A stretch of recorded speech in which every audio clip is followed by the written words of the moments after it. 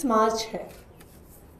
दिल्ली में भारतीय जनता पार्टी की सरकार बने 1 महीना हो गया है, लेकिन 1 महीने के बाद भी भारतीय जनता पार्टी और प्रधानमंत्री नरेंद्र मोदी जी ने जो दिल्ली की महिलाओं को वादा किया था कि दिल्ली की हर महिला के खाते में 2500 रुपए की राशि आएगी, वो वादा 1 महीने के बाद भी पूरा नहीं हुआ है।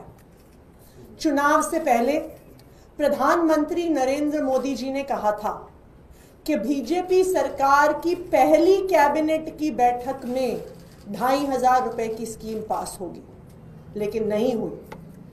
प्रधानमंत्री नरेंद्र मोदी जी ने कहा था कि 8 मार्च को दिल्ली की हर महिला के खाते में 2500 रुपए की राशि जमा हो जाएगी, उनके खाते तक पहुंच जाएगी। लेकिन मोदी जी की ये गारंटी भी झूठी साबित हुई। 8 मार्च आया, 8 मार्च गया, पैसा आना तो दूर की बात है। 8 मार्च को 2500 रुपए की स्कीम का रजिस्ट्रेशन तक शुरू नहीं हुआ। एक झुंझुना मिल गया दिल्ली की महिलाओं को कि एक 4 मंत्रियों की कमेटी बन गई, अब कमेटी फैसला करेगी। इस देश में हर व्यक्ति जानता है कि किसी भी चीज को ठंडे बस्ते में डालने का तरीका होता है। एक कमेटी बना दीजिए और कमेटी सालों सालों तक उस मुद्दे को लेके बैठी रहेगी। आज मैं भारतीय जनता पार्टी की दिल्ली सरकार से 4 सवाल पूछना चाहती हूं।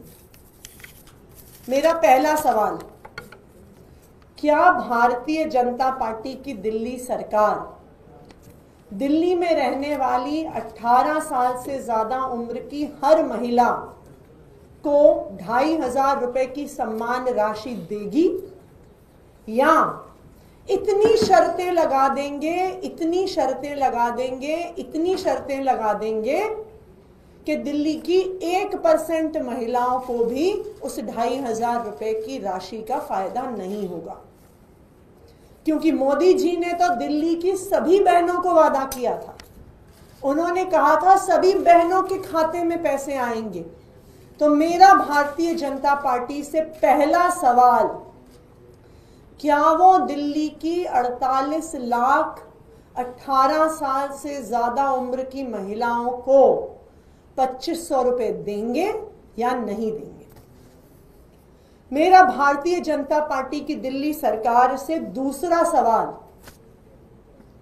आपकी ये कमेटी बनाए हुए 12 दिन हो गए, आपको सुबह से लेके शाम तक अरविंद केजरीवाल जी और आम आदमी पार्टी को गाली देने का समय तो मिलता रहता है, लेकिन 12 दिन में दिल्ली की महिलाओं को 2500 रुपए देने के लिए आपने कोई भी फैसला नहीं लिया।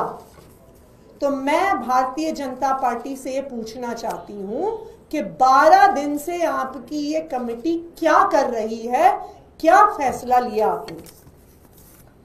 भारतीय जनता पार्टी की दिल्ली सरकार से मेरा तीसरा सवाल, 2500 रुपए महीने का रजिस्ट्रेशन किस तारीख से शुरू होगा? और चौथा और सबसे जरूरी सवाल, दिल्ली की सब महिलाओं के खाते में 2500 रुपए किस तारीख को आएंगे? आज दिल्ली की सभी महिलाएं इन 4 सवालों के जवाब चाहती हैं।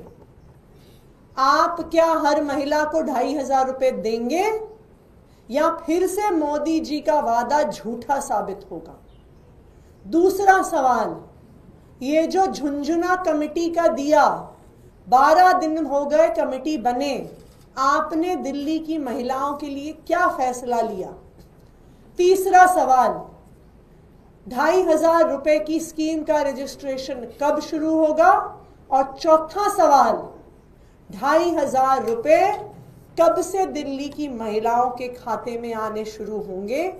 ये सवाल दिल्ली की सभी महिलाएं भारतीय जनता पार्टी की दिल्ली सरकार से और प्रधानमंत्री नरेंद्र मोदी जी से पूछना चाहती हैं, वरना अब दिल्ली की महिलाओं को लग रहा है कि मोदी जी ने उनको झूठ बोल दिया, मोदी जी ने उनसे झूठा वादा कर दिया और उन्होंने मोदी जी के इस झूठे वादे पर विश्वास करके गलती कर दी।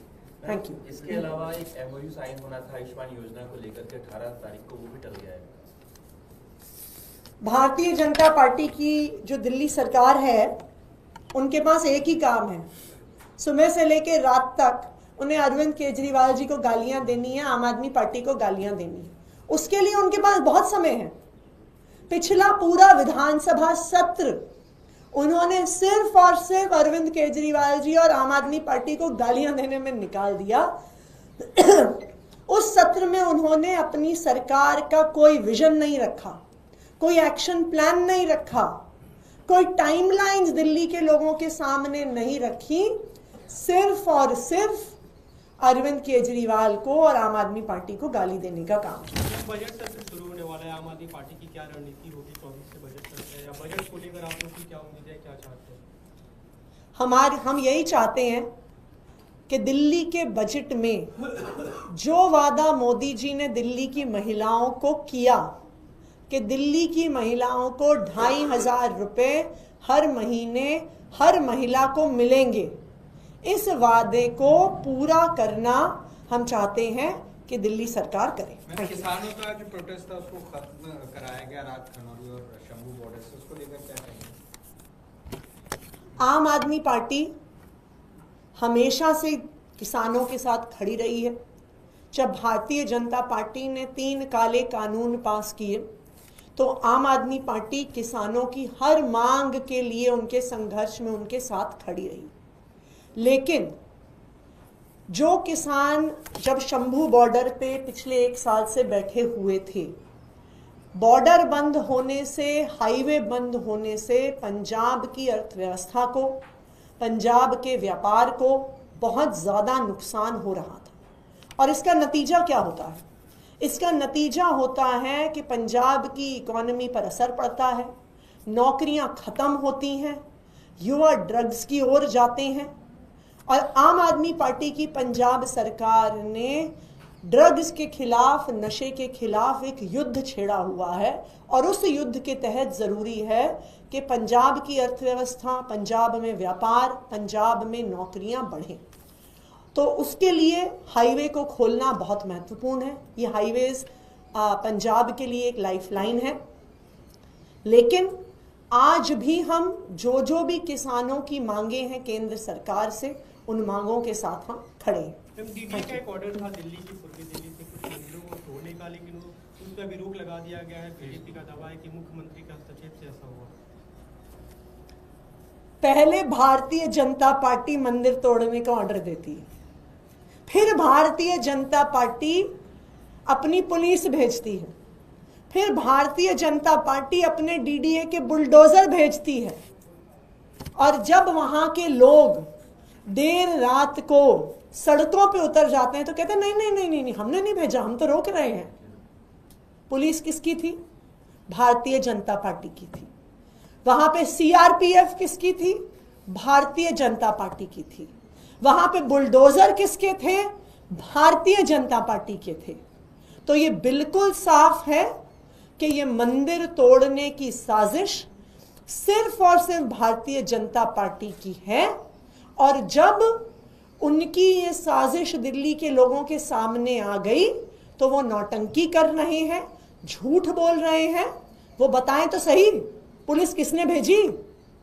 वो बताएं तो सही, CRPF किसने भेजी? भारतीय जनता पार्टी बताए तो सही, बुलडोजर किसने भेजे? अब तो डबल इंजन की सरकार है उनकी। DDA भी उनका, पुलिस भी उनकी, PWD भी उनकी। तो किसने भेज दिए बुलडोजर? किसने मंदिर तोड़ने के लिए पुलिस भेज दी?